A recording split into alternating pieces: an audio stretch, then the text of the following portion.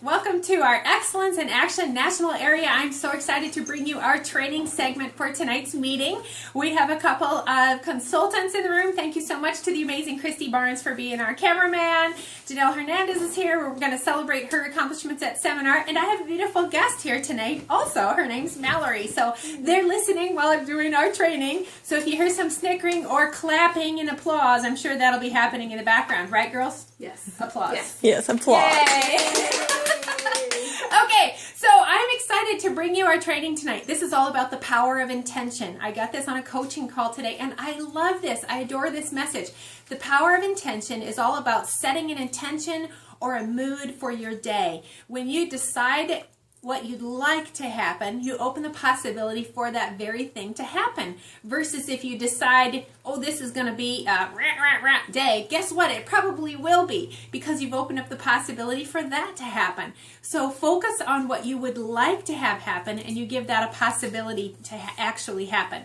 So she gave us a couple of tools to create that happening in your life. Whatever you would like to have happen, she gave us a couple tools to create that. And one of them, and this is my favorite, is called the contrast tool.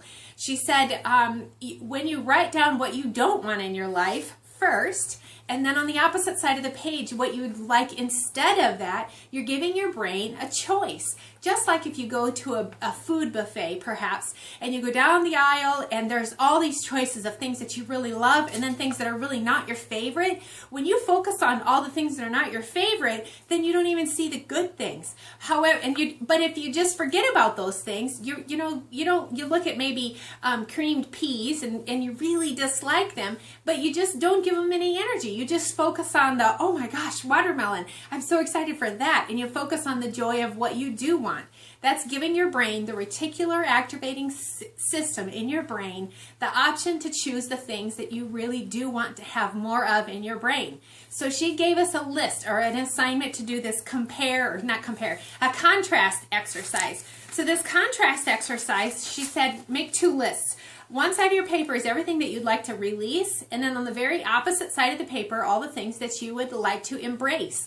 So if you want to release, so for instance on my paper, I wrote that I wanted to release failure and I want to embrace success. So for instance, on a day-to-day basis, maybe you're thinking, well, I don't know if I want to try that because it didn't go so well last time. So then you're focusing on the failure. But if you instead say, I'm going to be successful at this, you're focusing on the possibility that that could happen and opening up a whole new world of options that could actually come true. So I wrote this list and I wrote most of it. And then as the day went on, I wrote other things. I added things to it. I have a little story to tell you. Yesterday, Mark and I had a gathering here with a group that he's a part of. A bunch of guys came and they brought their wives. So it was all out cleaning at my house yesterday. Every last thing was put away. Every drape was in place. Every pillow was plumped. And my desk was gorgeous. Put all the stuff off my desk in my drawer. And I thought, my office is so beautiful. Well, today I walked in my office and I took out all the stuff that I work on and I created this chaos on the top of my desk. And I thought, this doesn't feel as good as what my desk felt like yesterday. Why is that? And it's because I had created chaos. So I wrote on my paper that I want to release chaos and I want to embrace harmony. And so then I looked at my desk and I thought, well, what's really necessary here? The things that weren't necessary, maybe the dish that I needed to take to the kitchen or some trash that I needed to throw away. Touched up my nails today, so I took the nail color and I put that stuff away. So I cleared off everything off of my desk that didn't need to be there and kept only the essentials. And I found myself creating a harmonious space only by saying to myself, I'm going to embrace harmony. Instead of yelling at myself or, kind of beating up on myself because it was a mess and I can't seem to get this desk in order, blah, blah, blah. How we speak to ourselves. It's just giving your brain a choice. Instead of this, I want this. So you've got two assignments. First of all, create your list, your contrast list. Think anything negative in your life that you have right now that you want to let go of, and then what do you want to replace it with? That's step one. Then step two, you're going to create an intention statement. The intention statement, and I just did all of the qualities. So I wrote for my intention statement, today I choose to live my life with joy, love, assurance, faith, flow, passion, excitement, energy, clarity, intention, focus, confidence, desire, abundance, success, direction, and love. So that just gives you an idea. That was a very general statement. And then I went on to make that a little bit more detailed. My intention for today is to walk in love, abundance, and joy, to attract sharp women with ease, assurance, faith, and flow. And then it went on with that, from there, with my specific goals woven in with those things that I wanted to create.